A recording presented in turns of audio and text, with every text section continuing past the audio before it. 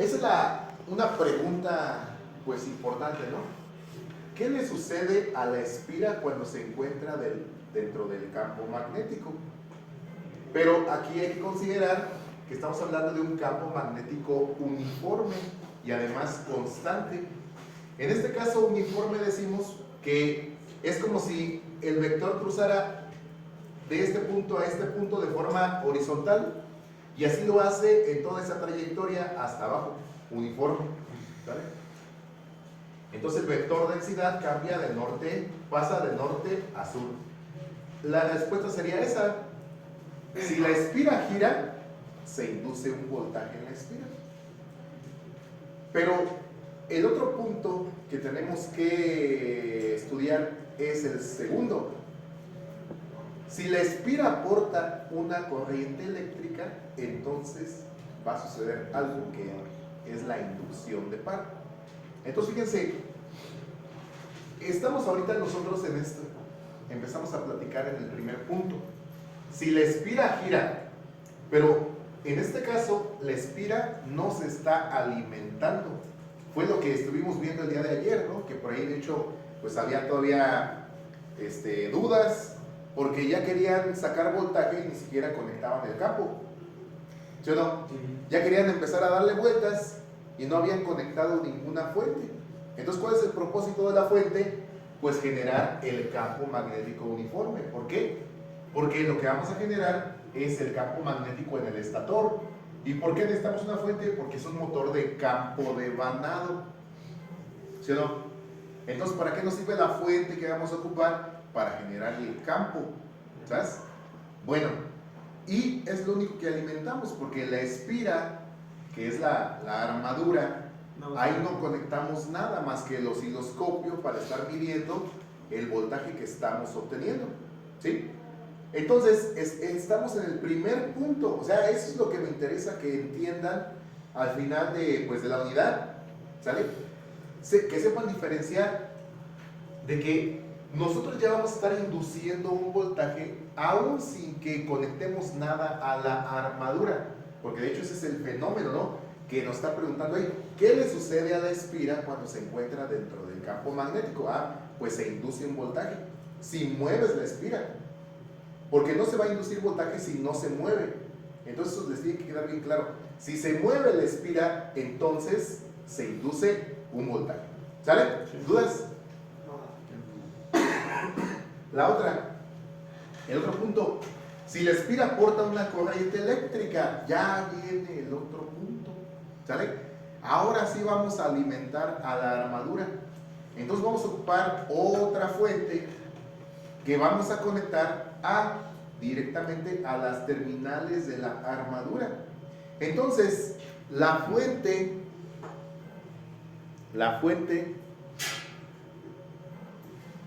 va a suministrar energía auxiliándose ahora de las escobillas. ¿Para qué? Para que de una fuente que está fija se transfiera energía a una parte que va a estar en movimiento, ¿sale? Entonces, aquí ¿cuál es el enlace? Colectores, escobillas, ¿sale? Entonces, a través de ese conjunto de elementos vamos a estar alimentando, vamos a estar excitando, vamos a estar haciendo que pase por ahí una corriente eléctrica desde una fuente que está fija hasta una carga, que en este caso es la armadura, que es móvil, ¿sale? Entonces ese es el segundo punto. Vamos a inyectar, vamos a suministrar, vamos a aplicar ¿qué? Una corriente eléctrica. Entonces ahí es cuando vamos a decir se induce par, ¿sale? Entonces en cualquier máquina que estudiemos van a estar presentes esos dos fenómenos: inducción de voltaje e inducción de par. Entonces, la inducción de voltaje es muy importante, ¿sale? Fíjense bien, la inducción de voltaje, el hecho de que aparezca un voltaje en la armadura es muy importante porque es el que va a determinar el comportamiento de la máquina. Si no inducimos voltaje, vamos a quemar la máquina. O sea, esa es una de las causas de por qué se queman las máquinas, porque no se induce voltaje. ¿Y por qué no se induce voltaje? Porque no estamos moviendo la espira, o porque no hay campo, pero sí estamos excitando la espira. O sea, hay un conjunto de condiciones que van a provocar de que se queme la máquina. Y todo va a recaer ¿en qué? En la inducción de voltaje. ¿Sí? ¿Sí me explico? Bueno, entonces, inducción de voltaje, importantísimo. Inducción de par, importantísimo. El día de ayer hicimos por ahí un simulacro. A ver, dime cuánto está consumiendo ¿qué les dije? El campo. Y pues me tenían que decir de bolón cuánto estaba consumiendo. Porque el campo es de los que menos va a consumir. Estamos hablando de 0.70 y tantos amperes, 0.8 amperes. Entonces tú tienes que estar al pendiente en los instrumentos para medir cuál es el consumo de corriente. Entonces si tú notas que el campo ya empieza a demandar más de 1 amper, entonces apaga todo porque no son las condiciones óptimas. Por eso ustedes van a estar midiendo de forma continua en las diferentes pruebas y van a darse cuenta que el campo no cambia el consumo de corriente, ¿sale? O cambia muy leve. Entonces, en la armadura, ahí sí vamos a ver cambios significativos, pero también hay límites, ¿sale? Por eso cuando ya instrumentemos la armadura, también tienes que tener mucha precaución, mucho más precaución, porque la armadura es la que más comúnmente se quema, ¿sale? ¿Y por qué se va a quemar? Otra vez, porque no se está induciendo voltaje. ¿Y por qué no? Fíjense bien, hay una secuencia de fenómenos. ¿Qué es lo que provoca que se induzca voltaje? A ver, ¿qué es lo que provoca que se induzca voltaje? Díganme dos cosas que provocan que se induzca voltaje. Variación de campo magnético en un conductor. ¿Aquí está sucediendo eso? No. No, a ver, entonces vamos, pero sí es cierto, ¿no? Pero ya en un motor DC, estamos ahorita en motores DC. En un motor DC, díganme dos condiciones que provocan que se induzca voltaje. Podemos hacer rotar el conductor Que se mueva la espira, primera condición. ¿Y la otra? que se mueva el campo magnético. No, pero no se puede, estamos en un motor DC, no se puede. ¿Cuál es la otra? Pues de que exista el campo. ¿Sí o no? Es que acuérdense que cuando, ahorita estamos en un motor de CD, de campo devanado, entonces ahí puede no existir campo. ¿Sí o no? Entonces, por más que tú muevas la espira, si no hay campo, pues no se va a inducir voltaje. O sea, ¿cuáles son las condiciones para que se induzca voltaje? Pues el primerito, como la primerita condición, así como que esencial, es de que exista un campo. ¿Sí o no? Y la otra, pues de que ya se esté moviendo. Entonces son dos condiciones que ustedes tienen que tener bien claras ya desde ahorita. Que exista el campo y que se mueva la espira. Entonces primero inducimos el campo. Entonces nunca debe de perderse el campo. O sea, siempre debe estar presente el campo. Por eso, en el procedimiento de encendido, hay un procedimiento de encendido, pues siempre debe de estar el campo. Primero se conecta el campo y al último se desconecta el campo. Como quien dice, durante toda la operación de la máquina, siempre debe de estar presente el campo. Por eso ya en los drivers, en los controladores, deben de tener una protección que se le llama una protección ante la pérdida del campo. Porque si pierdes el campo, ¿quién sabe qué vaya a pasar? ¿Sale? Agua. Estamos seguros que se va a quemar. ¿Sale? Bueno, entonces el campo es importantísimo. ¿Sale? Y tenemos que tener mucha precaución en los motores de campo devanado. Mucho más. En los de imán permanentes, pues ahí siempre va a estar el campo, ¿no? Ahí no hay mucho problema. Bueno, entonces, siguiente condición. Si la espira porta una corriente eléctrica, ¿qué va a suceder? Se va a inducir un par. ¿Sale? Entonces, máquinas eléctricas, ya cuando hablamos particularmente de motores, vamos a hablar de voltaje inducido y par inducido. Salvas. Eso fue como para que no se les olvide. ¿Qué decía ahí? Ah, sí. Y luego lo que ya les había platicado. Se pueden presentar los dos fenómenos en un motor. ¿Sale? Pero está afirmando, no te está preguntando. Está afirmando. Se pueden presentar los dos fenómenos. ¿Cuáles? Pues esto de los que estamos hablando. Inducción de voltaje e inducción de par. ¿Sale? Inducción de voltaje e inducción de par. Y esos dos fenómenos interactúan Y digamos, pues ese es el corazón de las máquinas, ese es el principio de funcionamiento, ese es el alma, el que los hace funcionar, la interacción de esos dos, ¿sale? Bueno. Ajá. Espérame. Eso fue lo que ya vimos, ¿sale? Las expresiones para el voltaje inducido, está de por medio la velocidad angular, el vector de densidad, la longitud, la magnitud del voltaje que se está induciendo depende pues del seno que se forma entre esos dos vectores. Y aquí es casi nada más para que se acuerden lo que estuvimos viendo. Ahí está, ¿sale? Es verdad. Conforme se va moviendo la espira, pues va cambiando el ángulo, ¿sí o no? Sí. Va cambiando el ángulo entre el vector densidad y el vector velocidad tangencial. Entonces, esta pregunta es así como de examen, jóvenes, ¿verdad? Ya llevamos como 3 preguntas de examen.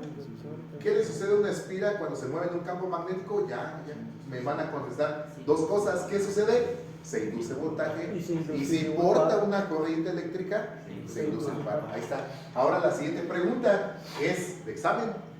¿Qué sucede con el ángulo entre el vector de la velocidad tangencial y el vector de densidad de campo magnético a medida que se mueve la espira? ¿Qué sucede? A ver. Va aumentando. ¿Qué sucede con el ángulo? Pues aumenta. Ah, pues va aumentando, ¿no? ¿Siempre aumenta?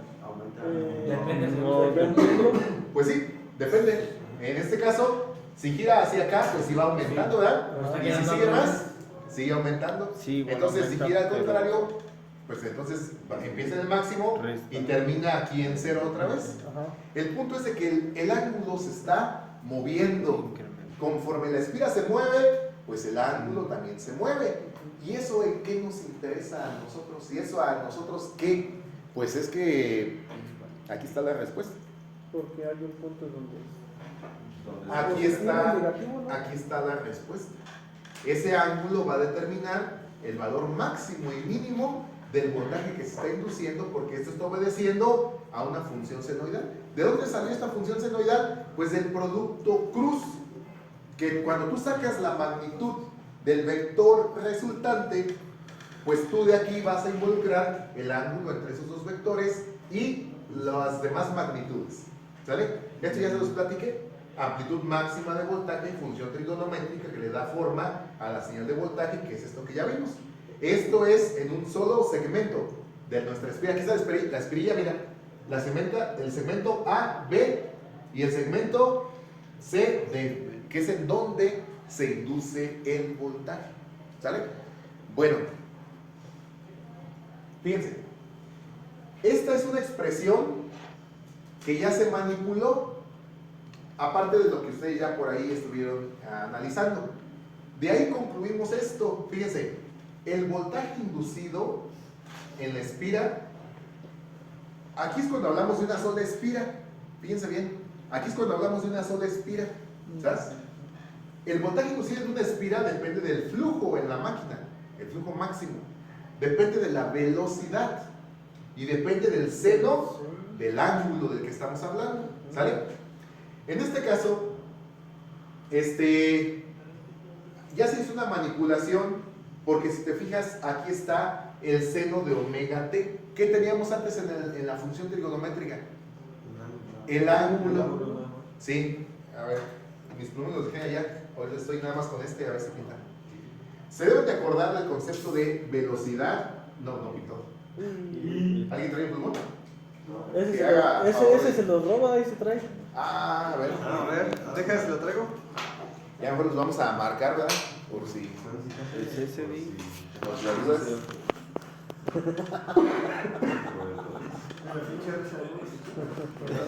¿Le va a pasar los videos a José o qué? Sí, a ver Pues todos esos son camaradas. Saludos al José. Dile, pues, los reportes, Chuy. No trae. ¿No, trae? No, No, es que ya lo evidenciaron acá. Sí, pues. Como que lo conozco, Luis. Bueno, todo viene del concepto de velocidad angular. ¿Se acuerdan de cuando veía de tópicos de física? ¿Cómo se llama? Tópicos de física, algo de física, en donde veían la velocidad angular de un punto, que era cuánto te desplazabas en determinado tiempo, ¿sí o no? Entonces, aquí, ¿qué es lo que sucede? De que nosotros estamos considerando una trayectoria circular en donde un punto se mueve a través de esta trayectoria, ¿sí o no? Ajá. ¿Este punto quién es? Pues nuestro segmento de la espira, en donde está induciendo el voltaje. Ajá. Entonces, si aquí, aquí hay que considerar a qué velocidad se mueve. ¿A qué velocidad se mueve esa espira? Pues lo podemos determinar mediante la velocidad angular. ¿Sí? Entonces, aquí que hubo un desplazamiento, si lo medimos así, pues hubo un desplazamiento angular. Ajá. Y ese desplazamiento lo hizo en determinado tiempo. Entonces, el concepto de velocidad angular es cuánto te desplazaste en determinado tiempo. ¿Sí o no? Entonces, este ángulo, que es el que estábamos trabajando antes, también lo podemos expresar como omega t. Es por eso de que aquí, en vez de ponerle el ángulo, lo ponemos ahora en función de ¿qué? De la velocidad angular y del tiempo. ¿Sale? Y acá, bueno, acá sí ya se hizo otra manipulación, en donde, ¿qué fue lo que cambió? ¿Se acuerdan? ¿Qué era lo que teníamos antes? El vector densidad, la longitud y la velocidad. Aquí se hizo una manipulación, haciendo unas sustituciones. Por ejemplo, velocidad angular, ¿a qué es? El vector de densidad, ¿cómo lo puedo sustituir? Entonces, al estar manipulando estos términos, a lo que se llegó fue que aquí en la magnitud del inducido es donde queda el flujo. Por ejemplo, ¿cómo puede haber salido el término flujo? Si nos acordamos de la expresión de la densidad de campo, la densidad de campo era la relación entre el flujo y el área, ¿no? Entonces, en lugar de ponerle yo allá es el flujo, sustituir por flujo y área. Entonces, ahora sale el área, pues ahí es en donde ahora se toma en consideración el área de la espira, y es en donde pues ya se va a llegar de alguna manera también el término longitud. Entonces aquí la longitud va a servir, por ejemplo, para calcular el área de la espira. Entonces, cuando se hacen esas calculaciones, se va a llegar a la expresión que por ahí pongo aquí, en donde está el flujo y la velocidad. ¿Sale? Esa es su tarea. Van a seguir leyendo en el libro de Chapman y van a ver cómo se hizo esta manipulación desde la lección anterior hasta esta. Entonces, ¿cuál es su actividad? Su siguiente actividad: investigar el procedimiento que permitió obtener la expresión de voltaje inducido en función del tiempo y de la velocidad angular. Realizar todo dicho procedimiento en la libreta y subirlo al drive. ¿Por qué en la libreta? Por ahí, ¿no? Ustedes no escuchan las charlas TED, ¿no han escuchado las charlas TED? ¿No? TED. Bueno, ahí es un montón de temas y dicen que hay un mayor porcentaje de captación de la información cuando lo escribimos nosotros. O sea, pues resumimos la información a una ¿cómo se llama? manera La vieja escuela, Sí. de que lo haces en tu libreta porque estás escribiendo otra vez la información, tu cerebro otra vez lo está procesando. Ajá. Y pues por eso en la libreta. Que me lo mande en la computadora no vale. Para que le digas al José.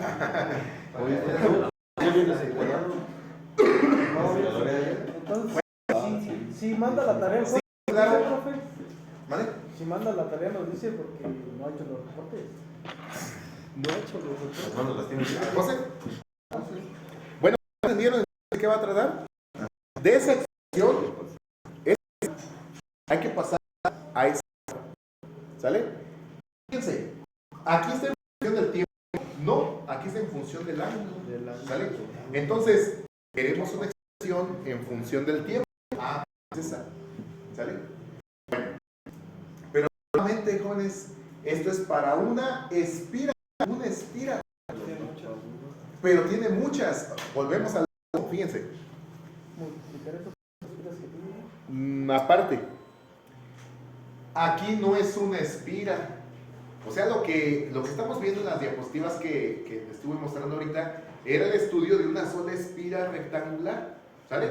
Pero aquí no es una espira, aquí son muchas espiras que están distribuidos en la periferia de la armadura, ¿sale? Entonces todo eso pues nos lleva a otro procedimiento que también viene del Chapman. Ese no lo vamos a alcanzar a ver, pero hay que tomarlo como acto de fe, de que así es. Sí, es que hay mucho que hablar, pero no nos alcanza el tiempo.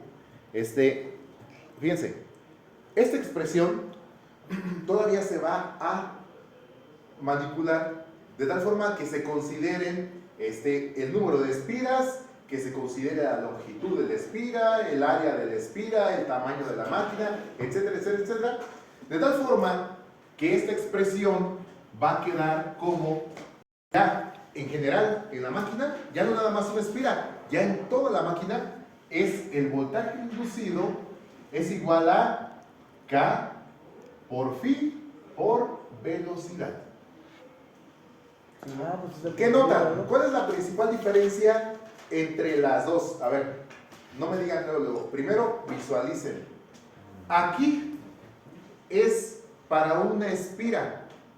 Aquí te está diciendo de qué depende el voltaje que se está induciendo. Te está diciendo de qué depende qué tanto voltaje va a aparecer en la espira, en una espira.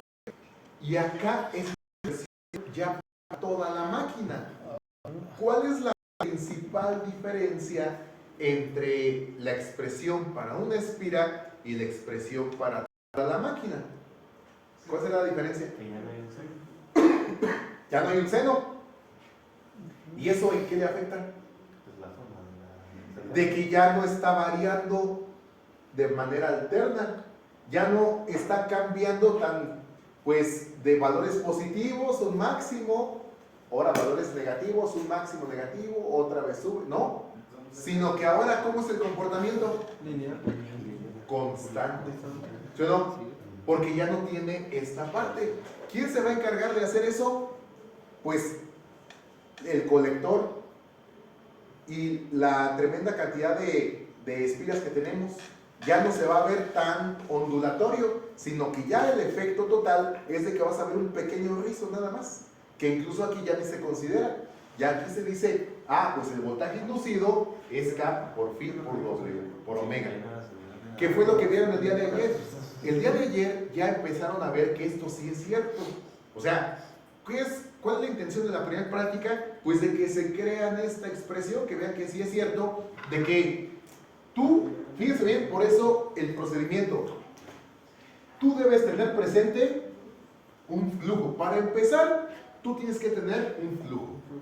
Para que tú tengas un voltaje inducido, tú debes de tener garantizado la presencia del flujo, ¿sí o no? Sí. Por eso primero tienen que alimentar al campo, si no, pues ¿cómo tiene ese flujo? ¿Sale? Esta constante K, esa constante K ya es la que se le conoce como la constante de construcción de la máquina, en donde ya se considera la cantidad de espiras, el número de vueltas, la longitud, el área, qué tan grande es la máquina, todo eso va incluido aquí, en la K. ¿Sale? Por eso se llama constante de construcción de la máquina. ¿Sale? ¿Cómo se le llama, Javier? Constante de construcción de la máquina. ¿Y qué información te da? La cantidad y de voltaje inducido. No, ya estás perdiendo tu mundo. No, A ver, concéntrate. Yo entendí eso, pero A ver, ayúdale, compañero de atrás. ¿Qué información te da acá? ¿Qué va incluido ya en esa constante? el número de vueltas Número de vueltas. ¿Qué más? ¿Qué? el número de espiras. Número de espiras, pues número de vueltas. Bueno, las espiras es como, vamos a tomarlo como el conjunto, ¿no? Y el número de vueltas en cada espira. El tamaño de la máquina, todo eso ya va incluido aquí. Por eso se llama constante de construcción de la máquina. ¿Vale? Esa constante, Es la máquina. Toca tú hacerlo. bueno, sí, ya, las máquinas ya tienen, ¿verdad? Porque ya tienen la construcción.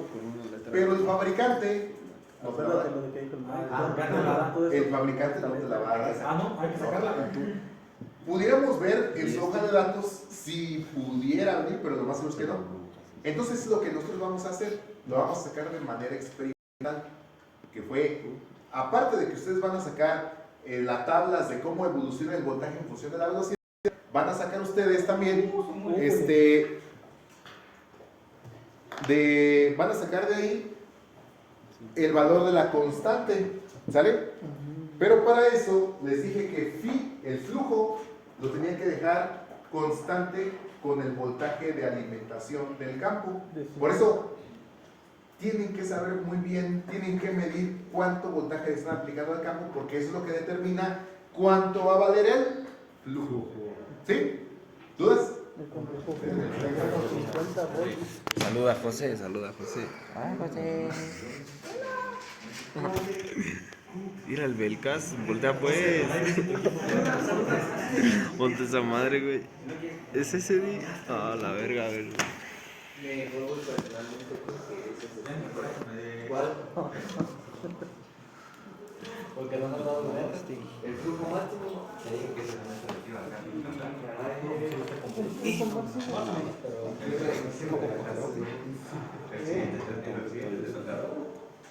Ahí tengo. Muy bien. ¿Listo? ¿Dudas? ¿Dudas? Por ¿No? eso Dígame. entonces, porque el otro estamos comentando que el colector, el conmutador lo que se encarga es precisamente de convertirlo todo en voltaje directo, por así decirlo. En voltaje Sí, directo sí, en sí. vez de voltaje. Por eso se llama rectificador también. Pero eso pasa porque nosotros estamos comparando una escobilla contra la otra. Es que todo tiene que ver con el concepto de voltaje. Cuando tú dices un voltaje, vas a medir un punto respecto de otro. ¿Sale? Entonces, ¿qué es lo que está sucediendo? Es que aquí tienes que imaginártelo. Préstame su libreta, bueno. Esta es tu espira. ¿Vale? La espira tiene dos terminales. Esas dos terminales están cambiando así. ¿Sí o no? Como si fueran alternos. Están cambiando su posición. Así. Entonces, si tú mides permanentemente en estas dos terminales, tú sí vas a ver el voltaje alterno. ¿Sale? En mi mano ya no da más de 360. Si no, así estuviera, ¿no? Entonces, tú vas a estar midiendo aquí. Si tú mides y si puedes medir tú directamente los dos cables, tú vas a ver el voltaje alterno. Pero aquí fíjense bien, estamos utilizando un conjunto mecánico, escobilla colector. ¿Qué es lo que está haciendo ese conjunto mecánico escobilla colector? Que estos no se mueven, o sea, no se mueven las escobillas, siempre estás midiendo un punto respecto de otro. Entonces, ¿esto qué te va a garantizar? De que siempre vas a medir un voltaje en la misma polaridad. ¿Por qué? Cuando cambias de cara polar, cuando la espira cambia de cara polar, es cuando cambia su polaridad. No sé si se acuerdan que cuando hicimos este análisis, vimos, ¿cuál es el seno de 0? No, pues que 0. Seno de 45, un valor positivo. Seno de 90, 1. Y así íbamos. Entonces toda esta trayectoria se estaba induciendo un voltaje positivo. Y ya después, ¿qué va a suceder en el otro semicírculo? Se va a inducir un voltaje negativo. Ahí fue donde cambió la polaridad, ¿sí o no? Pero entonces, ya la espira, esta terminal de la espira está de este lado y esta cambió de este otro lado. Entonces tú aquí siempre vas a estar midiendo, por ejemplo, lo que te pasa del voltaje positivo, y este siempre te está midiendo lo del voltaje negativo. Ajá, porque es como si lo dividíamos en dos. Sí, entonces aunque aquí estés generando voltaje negativo, lo estás pasando a la terminal pues negativa. Y acá estás induciendo un voltaje positivo que está recibiendo pues la escobilla que está siempre del mismo lado. Ajá. Entonces ese fenómeno de que lo que cambia es el conmutador, está cambiando de posición, ese cambio mecánico es el que te está garantizando de que estamos obteniendo un voltaje de CD. Ok. ¿Sí? Sí. Pero ustedes ya como ingenieros, eso no lo sabe el técnico, ustedes ya como ingenieros están interpretando el por qué, ¿sale? No es una máquina de CD. Naturalmente, ¿qué es? Una máquina de CA. ¿Sí o no? Ahí está. ¿Y por qué seno? Ah, pues el producto cruz. Y no, pues ya te lo dejaste ahí al técnico. No sabes qué es el producto cruz. ¿Sale?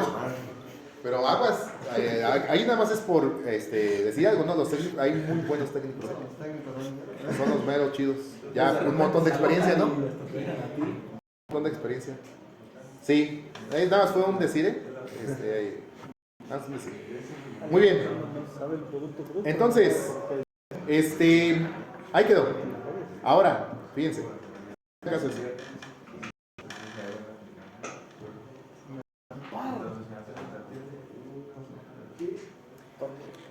Volvemos al punto número 2. Llevamos el punto 1, inducción de voltaje. Punto 2, inducción de par. Inducción de par. Entonces, espira aporta una corriente eléctrica, se induce un par. ¿Sale? Nuevamente, a fuerzas debe de estar un campo magnético. Nos tenemos que acordar de esa definición. Huerta, con voz potente, lea por favor. Para determinar el par inducido total en la espira se examina cada segmento de la espira por separado y se suman los pares resultantes. Ajá, continuamos. Recuerda que al realizar el producto cruz de dos vectores es importante considerar el ángulo que se forma entre ellos para obtener la magnitud del vector resultante. Ahora vamos a hablar de otros dos vectores. Vamos a hablar de otro producto cruz. Entonces, como vamos a hablar de otro producto cruz, está de por medio otra vez el ángulo entre esos dos vectores. Pero ya son otros dos vectores. ¿Sale? Ok. Aquí, ¿qué tenemos de por medio? No es la expresión del par. ¿Cuál es la definición de par? ¿Alguien se acuerda de la definición de par? ¿Qué era el par? Pues ¿El torque? es fuerza por desplazamiento. Fuerza por desplazamiento. Ah, bueno, técnico. Fuerza por desplazamiento. ¿Qué más? ¿Qué era el par, joven? ¿El torque? El torque, ¿pero qué es? ¿Qué es? ¿Qué es? Capacidad para generar la rotación. Ah, ya lo está diciendo acá el compañero ya con palabras que ya se pueda entender más, porque me dijeron, les pregunté qué es el par, y dijeron, pues el torque, pues me dejaron igual, ¿no? Entonces ya cuando le intentas decir, es como la capacidad para generar un movimiento rotacional. A lo mejor un mecánico nos reprueba por esos términos, no, pero lo estamos entendiendo, qué es lo que hace, ¿sale? Entonces, fíjense bien, aquí, espero tener por aquí. Pero ese es de los otros ángulos, ¿no? Spoiler. No, aquí no lo tengo, pero por ahí ahorita va a aparecer, ¿sale? Bueno, para calcular el par, necesitamos una fuerza de por medio, ¿sale? Entonces esa fuerza que está involucrada, de hecho, no podemos hablar del par si antes no hablamos de la fuerza que se induce, ¿sale? Entonces, para determinar el par inducido en la espira, se examina cada segmento de la espira por separado y se suman los pares resultantes. Entonces, aquí por ejemplo, fíjense, esta es una fuerza, aguas, es una fuerza, no es el par ya, es la fuerza involucrada para calcular el par. Entonces en sí, ¿qué se está induciendo? Una fuerza en los segmentos de la espira. ¿Cuáles segmentos de la espira? Los que hemos estado hablando en principio. Imagínate una espira rectangular, ¿sale? Para calcular esa fuerza, van a tener en consideración, nuevamente hay un vector que vuelve a aparecer, ¿quién? La densidad de flujo y el vector longitud. En este caso, ¿quién es el vector longitud? Otra vez, esa es su espira, rectangular. Por ejemplo, si analizamos estos dos segmentos, que son los que están metidos así, esto sería la longitud. Esta sería la longitud. Para el caso de los dos segmentos, esta sería la longitud, esta sería la longitud. ¿Sale? Bueno, esa sería la longitud. Vamos a hacer el producto cruz. entre esos dos vectores. Luego, de lo que resulte del producto cruz, lo vamos a multiplicar por la corriente. Entonces, ¿cuál corriente? La que le estamos inyectando desde la fuente externa. Aguas, esta corriente ya le vamos a empezar a llamar la corriente de armadura. ¿Sale? Esta corriente de armadura es la que quema a los motores del CD. ¿Sale? Esta es la peligrosa, que si no la regulas, que si no tienes precaución, te va a quemar la máquina. Esta que está aquí. ¿Sale? Bueno, entonces, del producto cruz ya sabemos que para sacar qué tanta fuerza hay, porque esta ¿para qué sirve? Para saber la dirección del vector fuerza, ¿sí o no? Porque, ¿qué sabemos de un producto cruz? Otro vector, ¿sí o no? ¿Cómo sabemos su dirección? Pues aplicando la mano derecha. O también podemos saber qué tan poderoso es el vector. Entonces, ¿qué podemos considerar aquí? ¿Qué tanta corriente, qué tanta fuerza vamos induciendo? Depende de qué tanto conduce esa espira. Depende de qué tan poderoso es el campo magnético. Depende de qué tan larga esté la espira. ¿Sale? ¿Y de qué más depende, compañero? Antes de que se me duerma. Del seno del ángulo entre estos dos vectores. Ahora sí, vamos a ver. Ahí está, vamos a ver. Aquí ya para que ustedes vayan viendo cómo está la máquina. ¿Sale? Ahí está. Tenemos tres casos. Les llama la atención inmediatamente los vectores.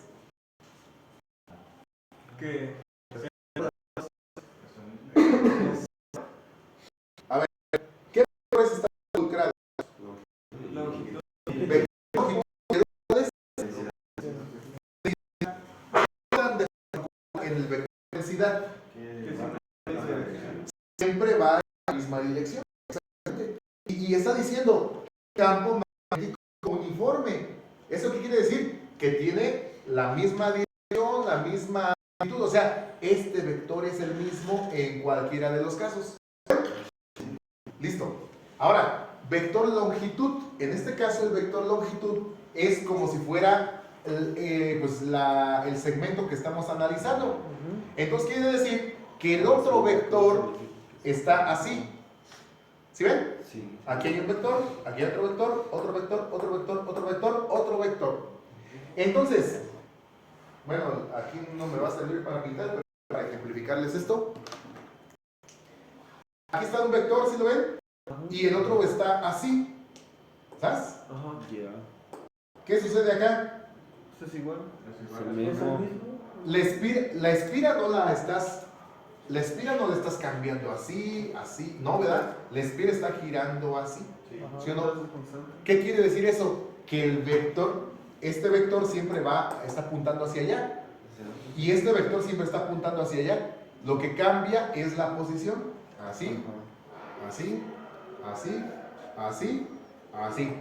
Guadalupe, antes de que se duerma, ¿qué ángulo está formando aquí? Sí, y fíjese que lo puede ver así. ¿Qué ángulo está formando? ¿Aquí cuántos ángulos son? 90. ¿Sale? ¿Aquí cuánto ángulo es? Entonces, 90. Acá.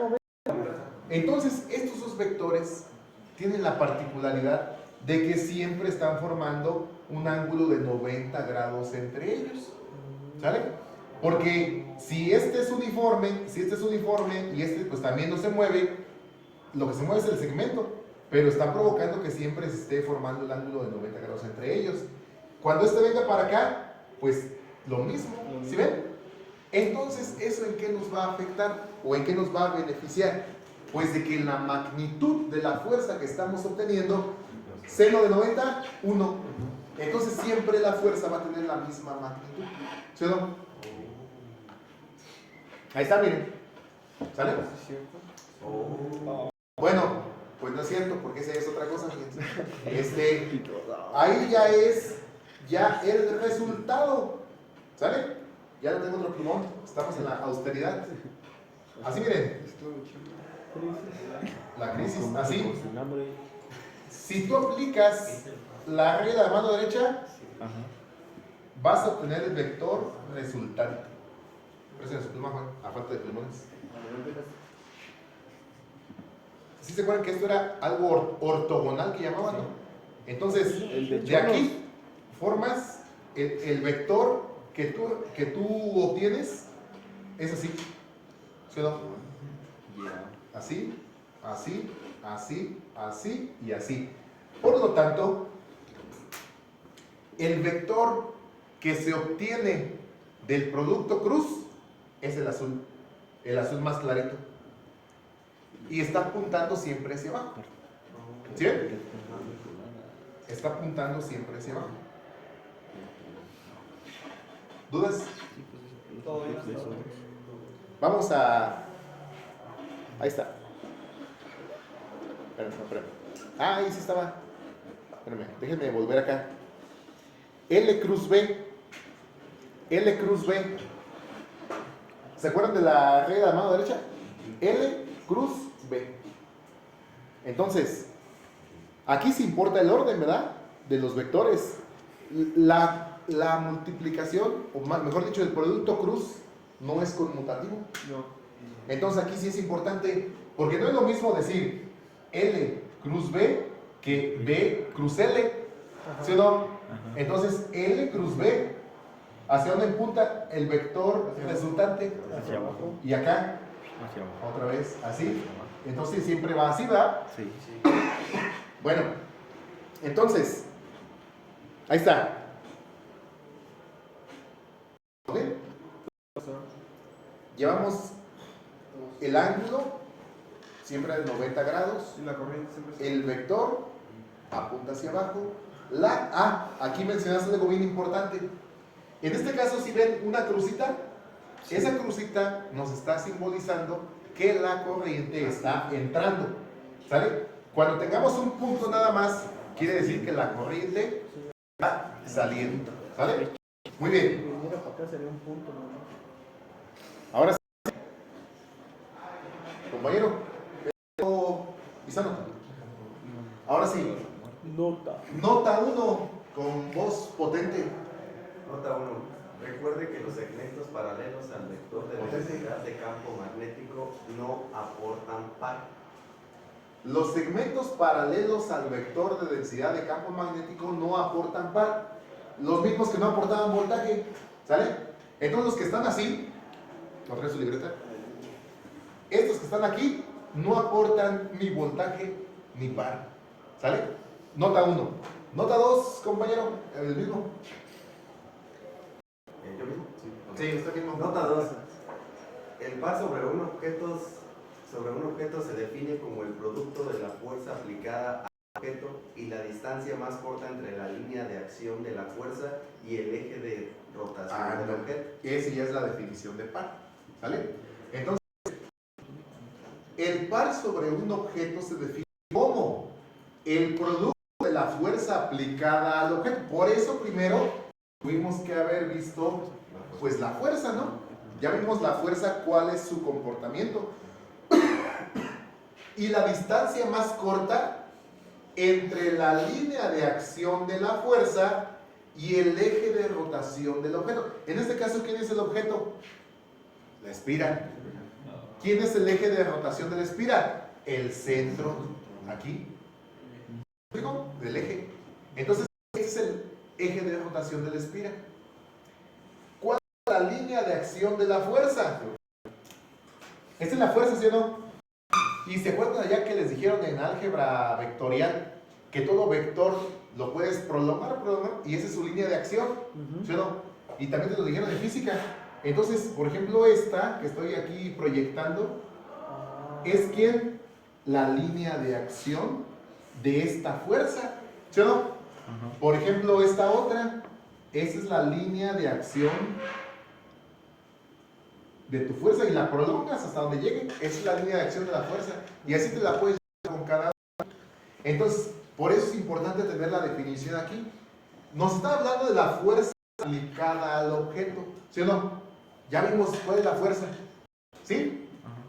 Dice, del producto de la fuerza aplicada al objeto. Necesitamos saber cuánto vale la fuerza. Y dice, y la distancia más corta entre la línea de acción de la fuerza,